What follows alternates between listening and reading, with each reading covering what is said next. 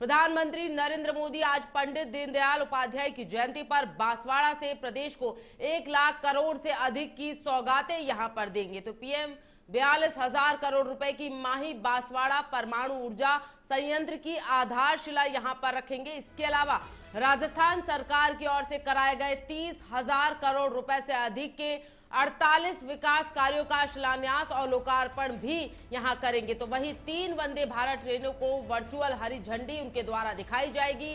साथ ही युवाओं को सरकारी नौकरियां, अनुकंपात्मक नियुक्ति सहित 15 के नियुक्ति पत्र प्रदान यहां पर किए जाएंगे। प्रधानमंत्री कार्यक्रम के आखिर में पीएम कुसुम योजना के लाभार्थियों से संवाद भी साधेंगे। पीएम मोदी की सभा में मुख्यमंत्री भजनलाल शर्मा भी मौजूद रहेंगे। इसी के साथ कई वरिष्ठ नेता भाजपा के यहां पर मौजूद रहेंगे। तो सुरक्षा की बात की जाए तो सुरक्षा के चाक चौबंद इंतजाम यहां पर किए गए हैं। इसी के साथ पीएम नरेंद्र मोदी का आज बांसवाड़ा दौरा बहुत ही महत्वपूर्ण यहां पर माना जा रहा है। प्रदेश को 1.8 लाख करोड़ की सौगात यहां पर दी जाएगी। तो परमाणु ऊर्जा संयंत्र की आधारशिला उनके द्वारा रखी जाएगी। तो 3 वंदे भारत ट्रेनों को हरी झंडी भी दिखाई जाएगी। इस खबर पर ज्यादा जानकारी के लिए deputy news editor Amarinder Mishra हमारे साथ फोन लाइन पर जुड़ चुके हैं। अमरिंद्र, क्या कुछ कहना चाहेंगे? प्रधानमंत्री नरेंद्र मोदी बांसवाड़ा दौरे पर है, कई बड़े नेताओं की मौजूदगी रहेगी, सीएम भजनलाल शर्मा भी उनके साथ मौजूद रहेंगे, क्या कहना चाहेंगे?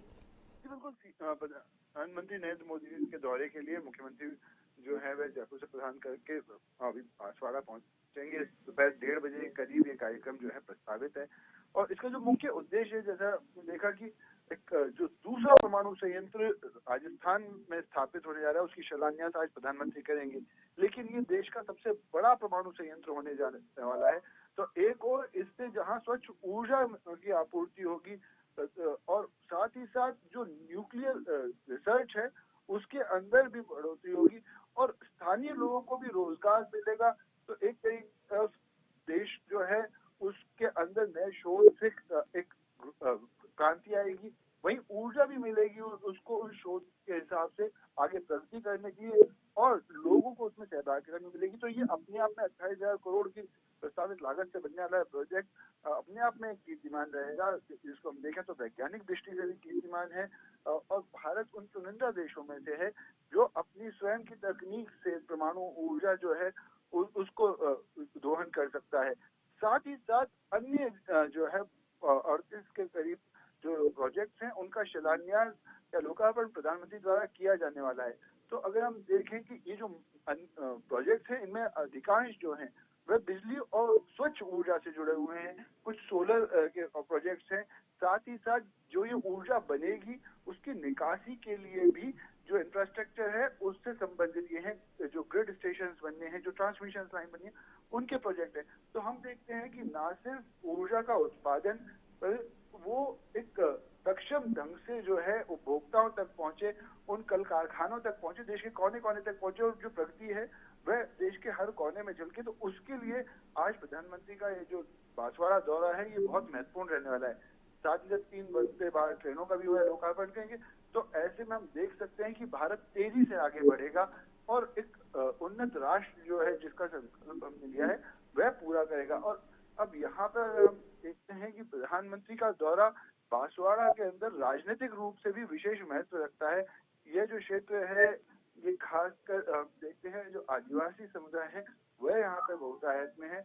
और आज जब पंडित दीनदयाल उपाध्याय की जयंती है तो ऐसे में जो एकात्म मानवतावाद का संदेश है, जो अंत्योदय का संदेश है, वह भी कहीं ना कहीं यही प्रधानमंत्री इस मंच से ज्ञापित करेंगे। अंत्योदय वह विचारधारा है जो कहती है कि सामाजिक और आर्थिक पायदान के जो अंतिम छोर पर खड़ा व्यक्ति है उसके कल्याण के लिए काम किया जाए, उसको जो है ऊपर उठाने की कोशिश की जाए तो जो समग्र समाज है उसका उत्थान होगा। तो उसी लिहाज से जो पिछड़े वर्ग हैं या जो लोग अब तक जिनकी अनदेखी हुई प्रगति से रह गए आजादी के इतने साल बाद भी उन तक जो है प्रगति की सूर्य किरण नहीं पहुंची है, ऐसे में उनके जीवन में उजाला लाने के लिए भी प्रधानमंत्री के द्वारा प्रयास किए जा रहे हैं और आज एक बड़ा संदेश यहाँ से दिया जाएगा। जी बिल्कुल, तो सौगातों का दौर जो है पीएम नरेंद्र मोदी के द्वारा वो लगातार जारी है, क्या कहना चाहेंगे अमरिंद्र?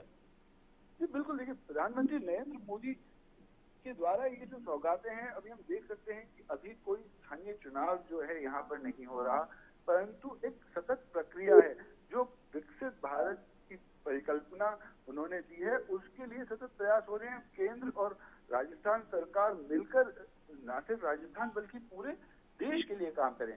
और सौगातों को हम देखें कि आज की जो परियोजनाएं हैं वे जहां राजस्थान को ऊर्जा के क्षेत्र में एक अग्रणीय राज्य जैसे स्थापित करेगी, हम कह सकते हैं कि भारत का प्रमुख राज्य हो जाएगा ऊर्जा के लिहाज से।